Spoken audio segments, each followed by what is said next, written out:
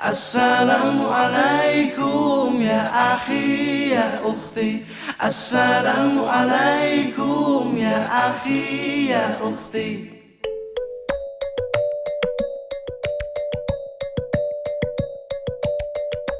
Assalamualaikum warahmatullahi wabarakatuh. Salam sejahtera pemirsa Maksela TV. Selamat Hari Raya Idul Fitri 1442 Hijriah. Mohon maaf lahir dan batin. Selamat bergabung dalam THR Talk Show Hari Raya yang spesial hanya tayang sekali di Hari Raya tahun ini bersama saya Widiandini. THR Curhat dong dok. Ya benar, sesuai jargon pemirsa dapat merequest materi yang akan dibahas di setiap episodenya melalui email yang akan kami tampilkan di bawah ini. Baik, selanjutnya masih pada episode kali ini. Jadi pada kesempatan kali ini kita akan membahas masalah apeksifikasi. Saya mendapat request dari mahasiswa FKG bahwa dalam bidang kedokteran gigi anak, apeksifikasi menjadi suatu momok yang memperlambat mereka dalam mempelajari stase kedokteran gigi anak. Sebenarnya apa sih apeksifikasi itu? Oleh karena itu, pada sesi 1 kali ini kita akan mengundang pemateri yang sangat luar biasa, yaitu Dr. Gigi Nurfanza Muti Saputra. Baik, silakan dokter. Minal izin wal faizin dokter, mohon maaf lahir batin. Dan mau izin juga Mbak Wida dan kawan-kawan sekalian, mau PR batin jika saya dan keluarga ada salah-salah yang disengaja mau tidak disengaja, mau dimaafkan. Iya dokter. Bagaimana kabarnya dokter?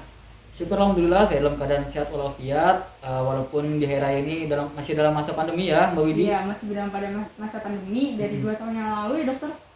Semoga cepat berlalu ya Mbak Widi. Iya, jadi kita di sini juga menerapkan protokol kesehatan yang sangat ketat. Kita memakai masker, kita juga memakai hand sanitizer.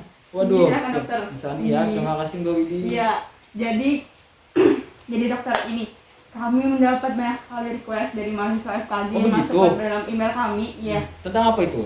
untuk mengundang dokter menjelaskan tentang apeksifikasi. Jadi apeksifikasi apeksifikasi. ini merupakan materi yang menurut mahasiswa FKG itu sedikit rumit gitu dokter. Jadi sebenarnya apa sih dokter apeksifikasi itu? Oke, jadi perawatan apeksifikasi ya Mbak Widi. Jadi saya izin menjelaskan ya Mbak Widi. Untuk perawatan Silakan. apeksifikasi itu sendiri merupakan suatu metode perawatan untuk gigi imatur atau belum matang, di mana pertumbuhan dan perkembangan akar terhenti karena nekrosis pulpa. Nah, nekrosis pulpa itu sendiri bagi yang nggak tahu merupakan kematian jaringan pulpa akibat penjelaran infeksi pada pulpa. Nah, tujuan dari perawatan apeksifikasi ini merupakan untuk menginduksi penutupan ujung akar tanpa penebalan dinding saluran atau pemanjangan akar secara terus-menerus. Jadi seperti itu Mbak Widi untuk pengertian dan juga tujuan perawatan apeksifikasi ini. Baik dokter, jadi perawatan apeksifikasi itu sendiri selanjutnya dapat digunakan pada kondisi yang seperti apa ya dokter? Perawatan apeksifikasi ini dapat digunakan untuk perawatan yang paling sering itu pada gigi susu atau gigi sulung pada anak-anak. Dilakukan apeksifikasi itu gigi yang mengalami kehilangan vitalitas karena cedera traumatis. Dalam kata lain, perawatan ini dilakukan untuk gigi yang sarafnya itu sudah mati karena adanya kerusakan atau luka yang mengenai jaringan keras gigi ataupun jaringan periodontalnya. Akibat dari kejadian ini adalah suatu kejadian tidak terduga sehingga terjadi kontak yang keras antara gigi dan juga suatu benda seperti jatuh saat bermain, olahraga dan sebagainya. Karena seperti yang kita tahu anak-anak itu suka sangat aktif untuk bermain dan olahraga di luar ya. Jadinya sangat rentan jika terjatuh itu mengenai gigi seperti itu. Dan selanjutnya itu yang dilakukan perawatan apeksifikasi ini gigi dengan variasi anatomis seperti dens invaginatus dengan akar yang belum matang. Nah, dens invaginatus ini sendiri adalah anomali perkembangan gigi yang dapat terjadi pada gigi sulung ataupun gigi permanen akibat dari adanya infeksi atau trauma yang menyebabkan invaginasi pada epitel dari enamel dan dentin ke dalam mahkota gigi maupun dari sementum dan dentin ke dalam akar gigi. Nah, untuk contoh kasus dens invaginatus ini sendiri mungkin bisa tampilkan nanti di sini untuk editor, mungkin bisa saya kirimin untuk contoh kasus dens invaginatusnya. Kemudian selanjutnya itu gigi yang dilakukan apeksifikasi ini gigi yang setelah eksposur karies seperti itu Mbak Widi. Jadinya untuk penanganan perawatan itu bisa dilakukan pada gigi-gigi yang sudah disebutkan seperti tadi. Oh iya dokter, itu jadi kalau misalnya dokter itu sudah sesuai indikasinya, sudah sesuai dengan tujuannya pada kondisi tertentu. Nah, tapi ada nggak sih dokter yang menahan untuk kita tidak melakukan apeksifikasi tersendiri terhadap kondisi itu? Kondisi seperti apa dokter yang tidak disarankan untuk dilakukan perawatan apeksifikasi? Sebenarnya ada untuk beberapa keadaan di mana apeksifikasi itu bisa dilakukan seperti tidak dapat dilakukan pada gigi permanen muda non vital dengan kelainan periapikal dan akar yang sangat pendek. Nah, kemudian kelainan periapikal bagi yang nggak tahu itu merupakan suatu kelainan yang terjadi di sekitar akar atau di sekitar jaringan periapikal. Jadi itu saja untuk kontraindikasi atau tidak boleh dilakukan perawatan pada gigi yang sudah saya sebutkan yang tadi. Oh iya, baik dokter. Jadi pada perawatan apeksifikasi sendiri itu kan pasti membutuhkan bahan-bahan dan seterusnya. Itu seperti apa ya dokter, bahan-bahan yang dokter sarankan dapat diberikan pada perawatan apeksifikasi sendiri? Jadi di antaranya itu ada beberapa bahan-bahan yang diperlukan dokter gigi untuk melakukan perawatan apeksifikasi ini, Mbak Widi. Yang pertama itu ada kalsium hidroksida. Nah, jadi kalsium hidroksida ini digunakan untuk menghilangkan debris pasca penggunaan jarum ekstrirkasi. Selanjutnya ada bahan sodium hipochlorite dan salin digunakan untuk melarutkan sisa-sisa jaringan pulpa dan untuk disinfeksi saluran akar. Selanjutnya itu ada juga bahan mineral trioksid agregat. Nah, bahan ini digunakan untuk mengisi apikal sepanjang 4 mm tanpa didahului dengan penggunaan kalsium hidroksida. Selanjutnya itu ada bahan gutaperca. Nah, gutaperca ini digunakan untuk mengisi saluran akar setelah terbentuknya barrier jaringan apikal. Selanjutnya itu ada bahan kafit yang digunakan sebagai bahan pengisi sementara pada kamar pulpa. Jadi itu saja beberapa bahan-bahan yang digunakan untuk perawatan apeksifikasi ini, Mbak Widi. Jadi seperti itu ya dokter, bahan-bahan yang dapat digunakan dalam perawatan apeksifikasi. Iya benar, Mbak Widi. Baik, terima kasih banyak dokter atas ilmu yang telah disampaikan. Semoga dapat membantu mahasiswa-mahasiswa FKG yang mungkin agak kesulitan ya dalam memahami perawatan apeksifikasi sendiri. Saya juga terima kasih banyak kepada Mbak Widi dan kawan-kawan sekalian sudah mengundang saya untuk bisa berkesempatan memberikan sedikit ilmu kepada kawan-kawan mengenai apeksifikasi ini. Iya, baik dokter. Jadi sekian sampaian pemateri dari Dokter Gigi Nurfansa Mukti Saputra. Selanjutnya pada sesi 2 kami juga akan mengundang pemateri yang tidak kalah hebatnya, yaitu Dokter Gigi Novi Dwi Maulida. Setelah pesan-pesan berikut ini. Baik, kembali lagi bersama saya Wijandini pada sesi kedua THR Curhat dong dok. Ya, jadi pada sesi kedua kali ini kita akan kembali mengundang pemateri yang tidak kalah hebatnya dari pemateri sesi pertama, yaitu Dokter Gigi Novi Dwi Maulida. Silahkan dokter. Terima kasih atas kesempatannya Mbak Widi telah diundang pada hari ini. Tinggi, baik dokter. Jadi selamat Hari Raya Idul Fitri dokter. Mohon maaf lahir dan batin, minal aizin wal faizin. Selamat Hari Raya Idul Fitri juga, minal aizin wal faizin. Tinggi, baik. Gimana kabarnya dokter pada masa pandemi kali ini? Alhamdulillah baik. Mbak Widi gimana kabarnya? Iya, baik juga dokter. Semoga kita bisa segera lepas ya dokter dari masa pandemi ini yang sangat meresahkan seperti itu. Ya, semoga kita selalu dalam keadaan sehat. Iya, baik dokter. Jadi lanjut dari sesi pertama tadi, Dokter Gigi Nurfansa sudah menjelaskan banyak hal tentang apeksifikasi. Namun masih ada belum lengkap kalau rasanya kita tidak membahas prosedur dari apeksifikasi sendiri. Jadi bagaimana dokter prosedur dari apeksifikasi sendiri? Jadi mengenai prosedur dari apeksifikasi, di sini saya membagi berdasarkan bahan yang digunakan. Yang pertama yaitu dengan menggunakan bahan kalsium hidroksida, yang kedua dengan menggunakan bahan mineral trioxide aggregates atau MTA. Jadi yang pertama kita akan membahas mengenai prosedur apeksifikasi dengan menggunakan bahan kalsium hidroksida. Pertama-tama kita itu melakukan anestesi gigi dan juga melakukan isolasi gigi dengan menggunakan rubber dam. Kenapa kita menggunakan rubber dam? Karena itu merupakan gold standar dari isolasi gigi yang adekuat. Kemudian selanjutnya kita harus mendapatkan akses yang lurus ke kanal orifice. Kemudian lakukan ekstirpasi jaringan pulpa dari kanal dan lakukan irigasi dengan menggunakan NaOCl.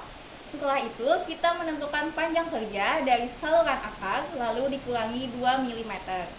Kemudian bersihkan saluran akar dan lakukan debridement, irigasi dan keringkan dengan paper foil. Tujuan utama dari preparasi ini adalah debridement atau pengangkatan jaringan nekrotik. Selanjutnya kita meletakkan kalsium hidroksida pada apex untuk prosedur apeksifikasi.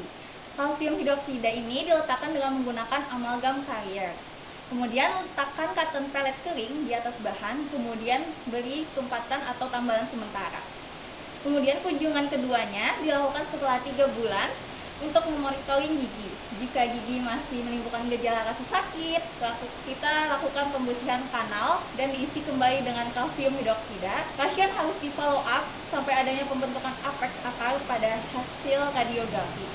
Secara klinis, cek progres dari apeksifikasi itu dengan cara masukkan instrumen sampai ke apex.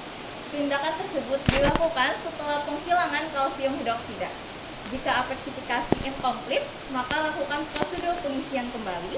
Jika apeksifikasi sudah selesai, lakukan radiografi untuk mengkonfirmasi. Jika apeks sudah tertutup dengan baik, lakukan final obturasi dengan duta pecah. Itulah prosedur dari apeksifikasi dengan menggunakan bahan kalsium hidroksida. Oh iya, kalau dengan menggunakan MTA bagaimana ya dokter prosedurnya? Jadi untuk prosedur apeksifikasi dengan bahan mineral trioxide aggregates atau MTA, itu pertama-tama kita lakukan anestesi lokal, selanjutnya isolasi gigi dengan rubber dam dan juga cotton ball, kemudian buat akses yang lebar agar bisa dilakukan debridement yang baik, dan lakukan instrumentasi intrakanal dan sodium hipoklorit. Setelah itu, letakkan pasta kalsium hidroksida dalam saluran akar selama 1 minggu yang bertujuan untuk mendisinfeksi sistem saluran akar. Pada kunjungan berikutnya, kalsium hidroksida dibersihkan, kemudian masukkan campuran bubuk MTA dengan air steril ke dalam saluran akar. Campuran itu dikondensasikan ke arah apex dengan menggunakan pemangkat atau taper point sehingga terbentuk apical plugs tebal 3-4 mili. Kemudian periksalah penempatan MTA itu dengan radiografi. Jika perluasan idealnya tidak tercapai, maka bersihkan MTA dengan air steril dan ulangi prosedurnya kembali. Untuk menjamin agar MTA mengeras dengan tepat, letakkan cotton pellet basah di atasnya dan juga di tempat sementara atau di tambal. Setelah mengeras, bongkar tambalan sementara itu, kemudian sisa saluran akarnya diisi dengan getah perca dan semen saluran akar atau resin komposit adesif, kemudian kavitas ditutup dengan restorasi permanen. Jadi seperti itu ya dokter, prosedur yang dilakukan pada bahan MTA. Ya seperti itu Mbak Widi. Jadi prosedur dari apeksifikasi sendiri tuh tidak hanya dilakukan pada sekali pertemuan ya dokter? Ya, perlu beberapa kali pertemuan untuk monitoring gigi yang kita lakukan prosedur apeksifikasi. Oh iya, baik dokter.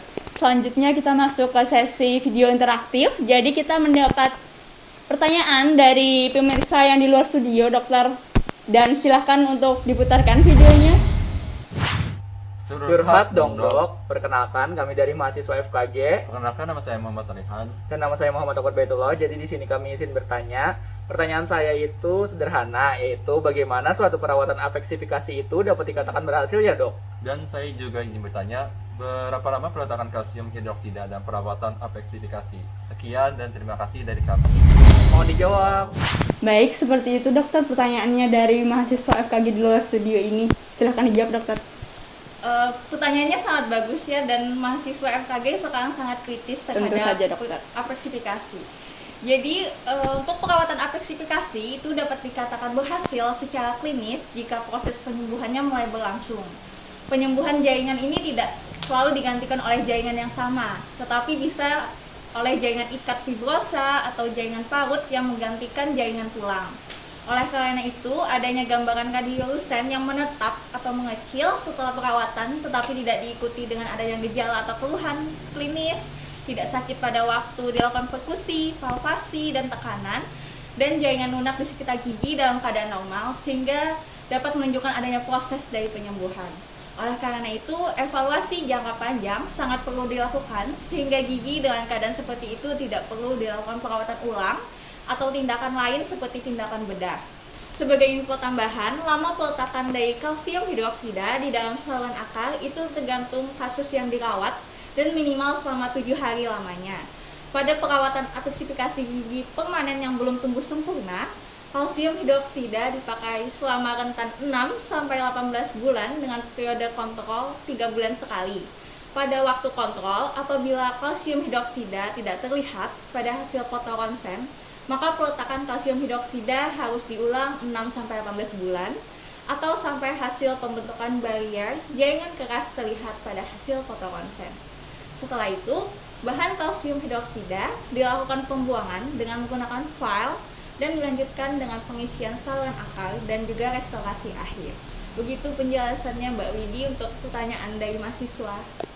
FKG tadi. Oh iya, baik, terima kasih banyak dokter, sangat lengkap sekali ya jawaban dari dokter gigi Novi Dwi Maulida. Tidak salah kamu memilih pemateri ya, semoga dapat mengobati kehausan mahasiswa terhadap materi aplikasi tadi. Ya, semoga bermanfaat ya Mbak Widi. Iya, baik, terima kasih banyak dokter. Baik, tidak terasa kita sudah mencapai penghujung acara dari THR episode perdana dan terakhir kali ini. Jangan menunggu episode selanjutnya karena pasti tidak ada lagi.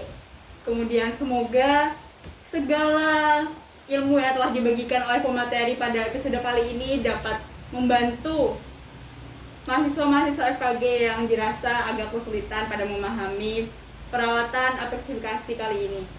Baik, terima kasih banyak telah menonton episode kali ini.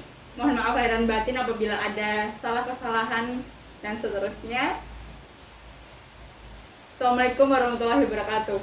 THR Curhat dong dong.